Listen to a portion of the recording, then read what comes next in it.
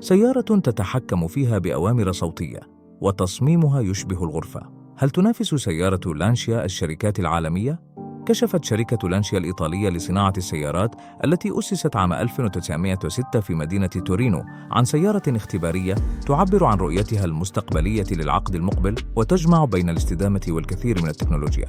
وتهدف لانشيا من خلال سيارتها إلى تخليد تصاميمها السابقة بنهج مستدام ومبتكر يتجاوز لغة السيارات التقليدية، حيث تخطط العلامة التجارية لانشيا لأن يصبح إنتاج سياراتها كهربائياً بالكامل بحلول عام 2028.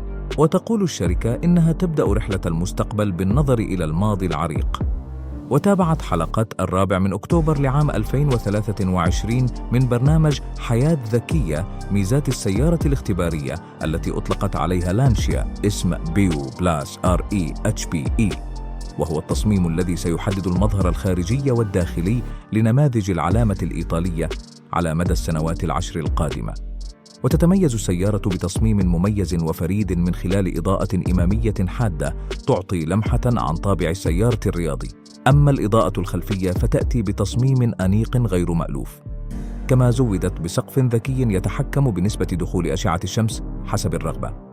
وتعاونت لانشيا مع شركة خاصة لتصميم داخلي مميز بقطع فريدة من الأثاث والمقاعد والطاولات والسجاد يخلق إحساس الغرفة بدل التصميم التقليدي للسيارات. وبالنسبة للشاشات، زودت لانشيا سيارتها الاختبارية بشاشة عرض داخلية كبيرة وميزة لعرض البيانات والمعلومات والتنبيه، كما أضيفت شاشة أخرى داخل عجلة القيادة شبه الدائرية، وذلك للتحكم في كافة تفاصيل السيارة من خلال الأوامر الصوتية. وتقول الشركة إنها صنعت معظم مكونات السيارة من مواد مستدامة معاد تصنيعها، وذلك يعكس رؤيتها لمستقبل السيارات الصديقة للبيئة.